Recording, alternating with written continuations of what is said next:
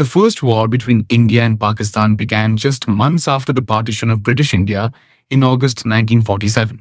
At the center of the conflict was the princely state of Jammu and Kashmir, whose ruler, Maharaja Hari Singh, had not yet decided whether to join India or Pakistan. In October 1947, tribal fighters from Pakistan's northwest frontier, supported by elements from Pakistan, entered Kashmir. As they advanced towards Srinagar, the Maharaja requested military assistance from India and signed the Instrument of Accession, formally acceding to India. India then airlifted troops into Srinagar, marking the beginning of the First Indo-Pakistani War. The fighting continued for more than a year across mountainous terrain, with both sides capturing and defending key positions. The war included infantry assaults, artillery duels, and difficult operations in high-altitude regions. In January 1949, a United Nations mediated ceasefire came into effect. The former ceasefire line, now largely known as the Line of Control, divided Kashmir between Indian and Pakistani administration. When the fighting stopped, the political dispute remained unresolved, making Kashmir the central issue in India-Pakistan relations for decades to come.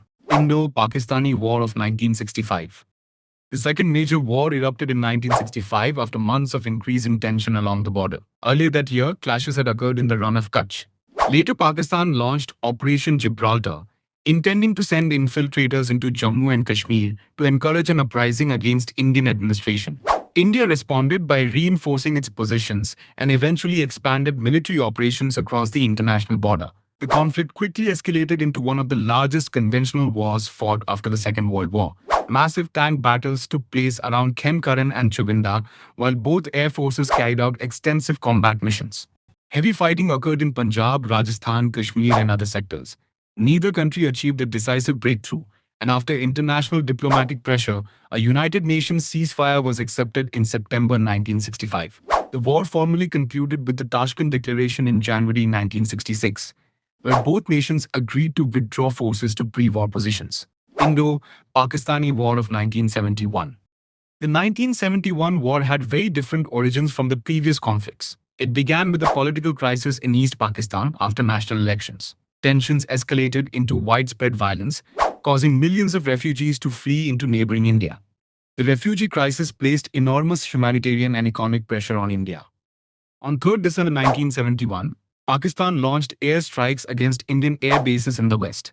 India officially entered the war on both eastern and western fronts. In East Pakistan, Indian forces worked closely with the Mukti Bahini, the Bengali resistance movement. The campaign moved rapidly, with coordinated operations by the Indian Army, Air Force, and Navy. After only 13 days of fighting, Pakistani forces in Dhaka surrendered on 16th December 1971. More than 90,000 Pakistani military personnel became prisoners of war, making it one of the largest military surrenders since World War I. The war resulted in the creation of the independent nation of Bangladesh and significantly changed the strategic balance in South Asia. It remains the most decisive military victory in the history of independent India. Kargil War 1999. The Kargil War began in early 1999 when Pakistani soldiers and armed infiltrators secretly occupied mountain peaks on the Indian side of the line of control in the Kargil sector. These positions overlooked National Highway 1 Ampere, an important supply route connecting Srinagar with Ladakh. India responded with Operation Vijay to recapture the occupied heights. The fighting took place at elevations exceeding 16,000 feet, making it one of the most challenging mountain campaigns in modern warfare. Indian artillery played a crucial role, while the Indian Air Force launched Operation Safed Sagar to support ground forces. Due to the extreme terrain, many assaults required soldiers to climb steep cliffs under enemy fire. Following intense combat and growing international pressure, Pakistani forces withdrew from the occupied positions. The conflict ended in July 1999. The Kargil War highlighted the importance of surveillance, intelligence gathering, and high-altitude warfare while reinforcing the risks of limited conflicts between nuclear-armed neighbors. Border standoff of 2001-2002. Following the attack on the Indian Parliament in December 2001, India blamed Pakistan-based militant groups for the assault. India responded with one of the largest military mobilizations in its history, deploying hundreds of thousands of troops along the international border and the line of control. Pakistan also mobilized large numbers of forces in response. For nearly 10 months, both countries remained on high alert, with artillery exchanges and frequent military incidents along the border. Despite fears of a full-scale war, sustained diplomatic efforts by several countries helped reduce tensions. The crisis eventually de-escalated without developing into open warfare, but it demonstrated how quickly military mobilization could occur between two nuclear-armed states. Cross-border escalation of 2016. In September 2016, militants attacked an Indian Army brigade headquarters near Uri in Jammu and Kashmir, killing several soldiers. In response, India announced that it had conducted surgical strikes against militant launch sites across the line of control. Pakistan disputed India's description of the operation and maintained that routine cross-border firing had occurred. Regardless of the different official narratives, the event marked an important change in India's publicly stated security policy. It introduced the idea of openly acknowledging limited cross-border military operations while attempting to avoid escalation into a wider conflict.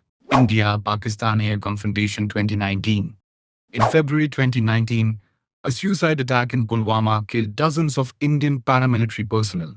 India attributed responsibility to a Pakistan-based militant organization. In response, Indian aircraft carried out airstrikes near Balakot, targeting what India described as militant infrastructure. The following day, Pakistan launched its own air operation across the line of control, leading to an aerial engagement between the two air forces. During the encounter, an Indian fighter aircraft was shot down, and its pilot was captured before being returned several days later. The crisis demonstrated the increasing importance of precision-guided weapons, electronic warfare, air defense systems, drones, and information campaigns. It also showed that military confrontation could extend beyond traditional ground battlefields seen in earlier wars. India-Pakistan military crisis 2025. In 2025, tensions rose sharply after a deadly militant attack in Jammu and Kashmir. India launched military strikes against locations it identified as militant infrastructure in Pakistan and Pakistan-administered Kashmir. Pakistan responded with military operations of its own, leading to several days of exchanges involving missiles, drones, artillery, and air defense systems. Both countries reported military successes while disputing each other's claims, making independent verification difficult in some cases. International diplomatic efforts intensified as concerns grew over the possibility of further escalation between two nuclear-armed neighbors. A ceasefire eventually reduced the immediate fighting, but the crisis highlighted the growing role of drones, precision weapons, cyber capabilities, and real-time intelligence in modern South Asian military confrontations. Conclusion. Since 1947, India and Pakistan have fought multiple wars, prolonged military standoffs, and recurring border crises.